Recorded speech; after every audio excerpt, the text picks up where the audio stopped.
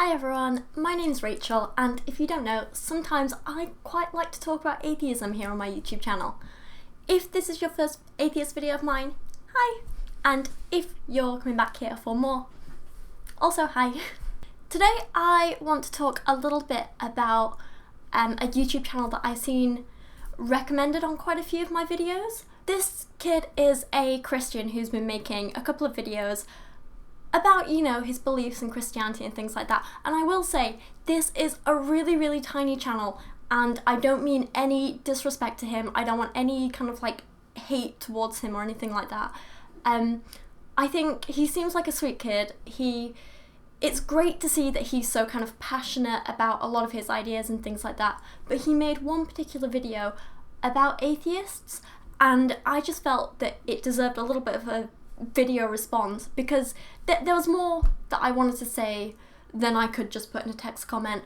And also I just wanted to kind of make sure that he's aware, and that other people who share his beliefs are aware, that there is quite a lot of flaws in his knowledge base, especially around kind of geography and science and things like that. So a lot of the examples he gave, there are a lot of issues with, and that's just what I want to talk about today. One thing I will say is that I am going to be talking about a couple of little sciencey bits in this, so as always I will leave a few extra links in the description below if you want to go and do a little bit of reading on any of the topics. Today, just for a change, I haven't really left any academic links. They're mostly just kind of popular science and websites and blog posts and things like that, so that they're really easy and accessible for everyone to read, but they're still really interesting and really informative. So hopefully you'll enjoy them. So let's just get right into the video and let's respond to this guy. Have you ever talked to an atheist about the Bible, but when you talk to them about the Bible and how God intervenes in the affairs of men, they're always looking for naturalistic explanations for proof of God? It has to fit their worldview in order for them to accept it. Well, yeah, naturalistic proof would be the most believable, but to be honest, any proof would be great. The fact is that to believe that God exists, I want solid evidence, objective evidence. I want evidence which we can replicate and gather from experiments. I want reliable and accurate evidence. I don't mind what form it's in, as long as we can't refute it.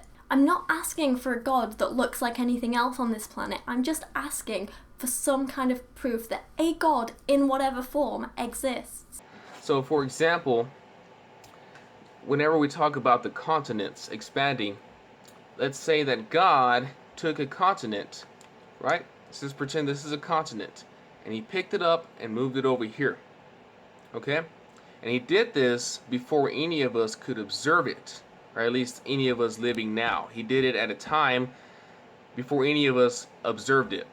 And at this current time, we see all continents moving at a certain rate very slowly. An atheist will say that because we can see this continent moving at a slow rate, then it must have taken it millions of years for it to move to where it's at right now.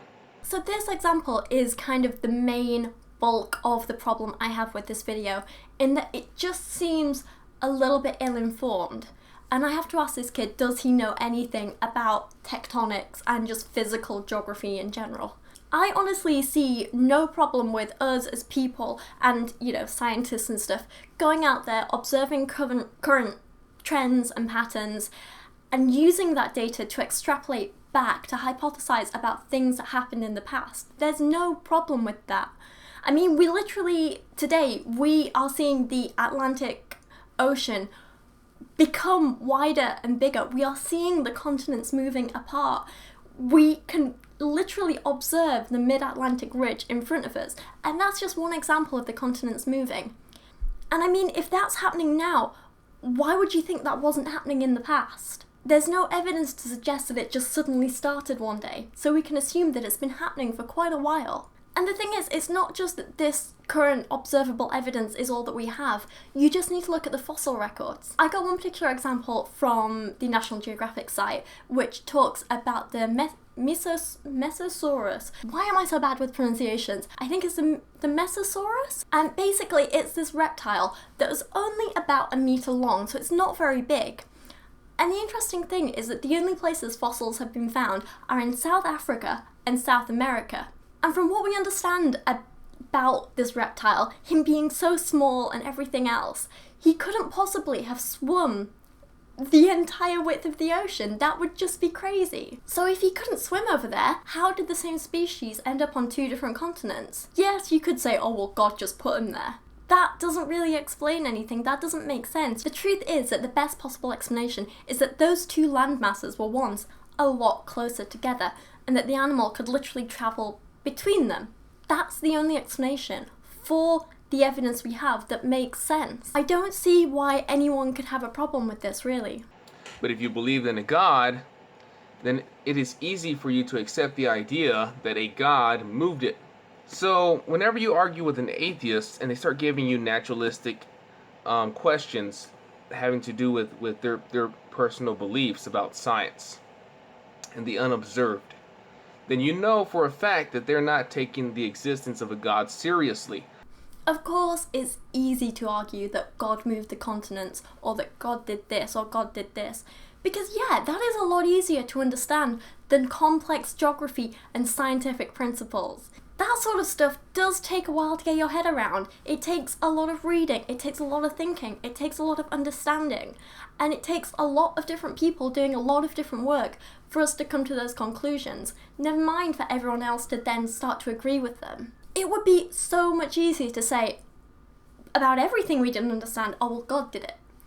Yes, that's easy, but that doesn't mean it's the right answer. That doesn't mean it's the right explanation. And I don't understand why we need to stop giving naturalistic evidence for natural processes. That just doesn't make sense to me. I mean, with this particular example of the continents, we have observations, we have evidence. Why would we want to ignore that just to favour something like, well, God did it, which is a concept that we have no evidence for? Why would we want to ignore actual evidence for some random belief?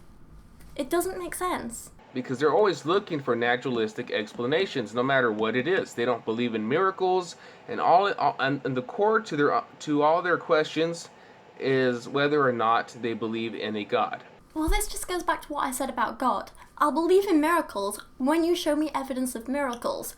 Show me a miracle that's happened, show me that nothing else could have caused it except God, and then I'll start to believe it. Show me proof that God did it.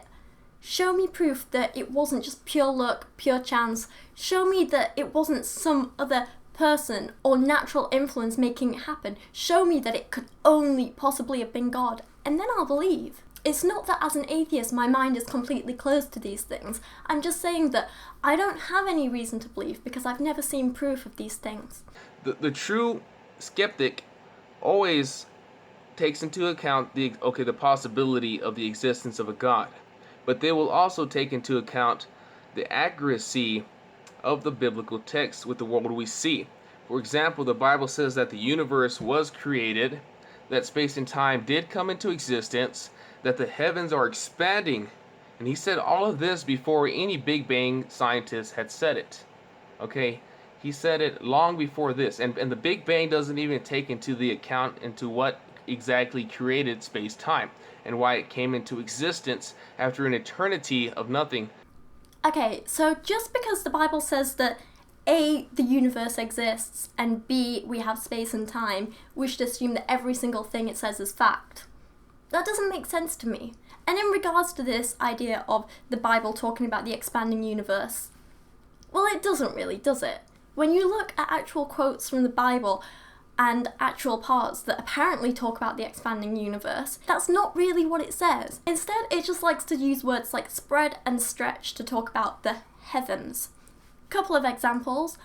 From Psalms 104, we've got, "You are clothed with splendor and majesty, covering yourself with lights as with a garment, stretching out the heavens like a tent." And then in Job 9, we've got, "He alone who stretched out the heavens and trampled the waves of the sea." Just because it's using certain words like spread and stretch doesn't mean it's saying, hey, look, this is an accurate account of how and why the universe is expanding. You can't just jump from one thing to the other like that. It's not actually talking about the universe expanding.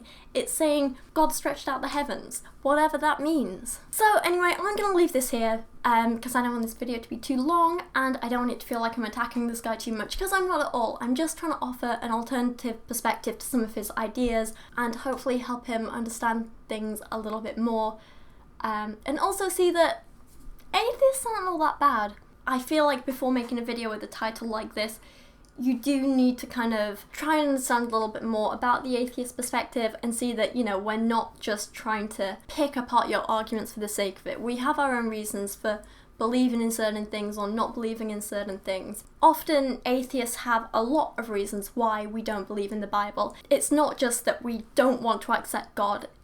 It's just that we don't think there's a reason to. There's not the evidence there for us. Or at least that's my view on it, who knows. Anyway, I really hope this guy actually continues to make videos, because it seems that he is kind of passionate about what he does and he does care about it, and that's really nice to see. So anyway, I'm just going to end this here, but if you've made it through this far, thank you so much for watching.